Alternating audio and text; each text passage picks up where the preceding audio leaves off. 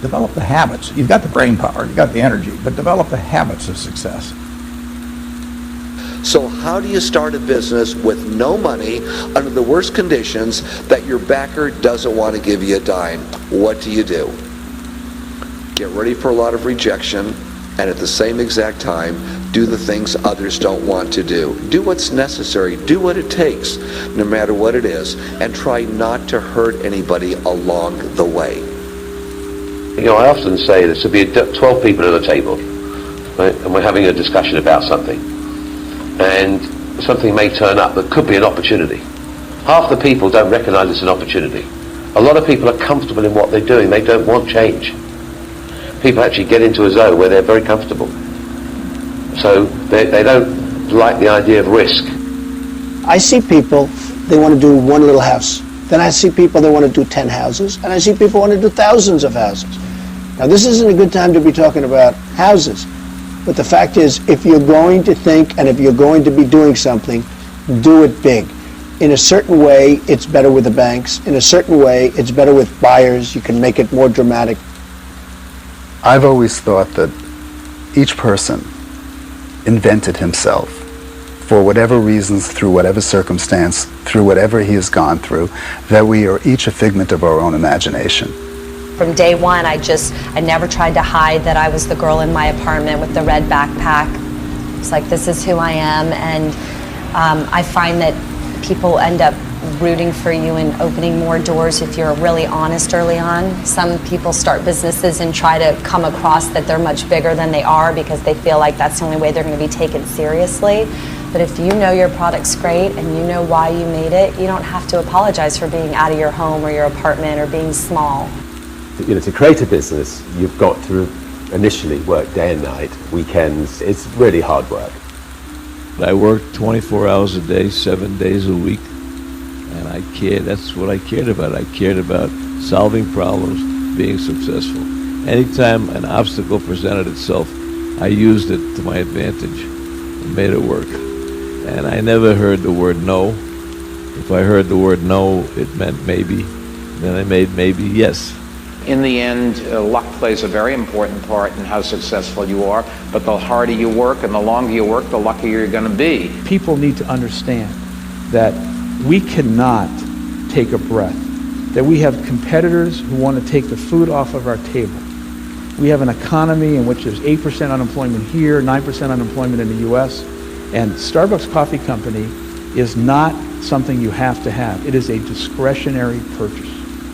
And so the mentality that you need in a business today, Starbucks or otherwise, to build sustainable success and enduring success is you have to eradicate the human behavior of relaxing, the human behavior of feeling like we have won. And what I have said in the last 2 years of Starbucks is there's no celebration, there's no victory lap. We haven't done squat. I don't have the same opportunity as you do. Yeah, you do. You do. You have every bit the opportunity that I did. And so you can go out there and do it. Somebody said, well, what was your goal? Goal, make money. You have the power to just, you can sit down, you can code something, you can try it. It doesn't matter to you whether someone thinks it's a good idea or not, because you have the power to go put that online and, and see whether it resonates and connects with people. Stay focused on the stuff that you're providing to your users. You're going to make a ton of mistakes. It doesn't matter. You don't get judged by the mistakes. People don't remember those years from now. They remember the things that you did that were good. There's always going to have to be an element of luck, but I think more important is putting yourself in a business that can be ubiquitous, that really doesn't have limits. Because otherwise, there's always going to be a grind to it. But if the business, if it can't be something that you can visualize every business using or every consumer using, it's going to be tough to scale to be big enough or to have the perceived value to get you to that billionaire club. I grew up under a premise. Go in an industry that has a large profit margin. Don't go in one that's slim. Go in one that's large. Take what you've got. Your assets are your energy. Your assets are your willingness to just not be told no. The harder it is, the tougher it is, the bigger the challenge to get in, the bigger the opportunity behind. The opportunities behind are endless. Now, Apple, fortunately, is one of the half a dozen best brands in the whole world. Right up there with Nike, Disney, Coke, Sony. It is one of the greats of the greats, not just in this country, but all around the globe. But even a great brand needs investment and caring. If Alexander the Great could conquer the known world, why couldn't I start CNN? I thought it through really carefully, but I'd studied a lot more than most of my competitors. Most people haven't worked as hard as I have or studied as hard as I have, because when you look back in my life, most of my decisions, almost all of them, were brilliant. What fear is stopping you in your tracks and burning the soles of your feet? What if conquering that fear, whatever it is, that keeps you from being what the Creator intended for you?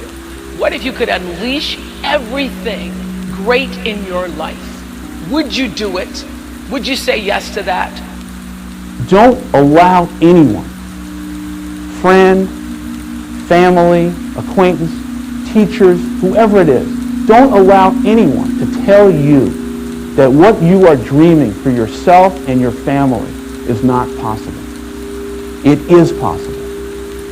Don't be one of those people 20 years from now are going to be walking around in a 9-to-5 job, miserable and angry and bitter. To punish failure is yet another way to encourage mediocrity, because mediocrity is what fearful people will always settle for.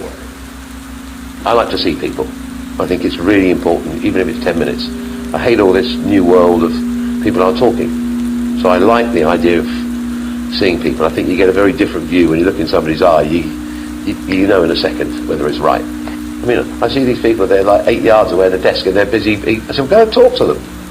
Why are you emailing each other? Go have the conversation. What happened before email? People spoke. Hello, good morning, how are you? Companies like Google are not getting rich on user-generated content. They're getting rich on the content of companies like Viacom, and we're not going to put up with that. We're not going to put up with people taking our product and not paying for it. They want our product, they can have it at the right price. I'm going to put the vast majority of my energy, attention, and dollars into building a great product or service, and put a smaller amount into shouting about it, marketing it. Because I know if I build a great product or service, my customers will tell each other. You have to mix in some patience with that. New companies generally shouldn't exist. Existing companies are usually pretty good at what they do. And so for a new company to exist, it not only has to come in, go into business and bring a product to market, but it has to bring a product to market that's so much better than what already exists that it punches through the sort of status quo. How can you achieve your dreams? I'll tell you the secret, but nobody ever follows it. Just do things in life the way other people don't do that. Change the status quo, and then you'll succeed. I've said that 1,000 times, nobody listens. If you do anything, you're going to get in trouble. If you don't do anything, you won't be in trouble, but you won't get anywhere either.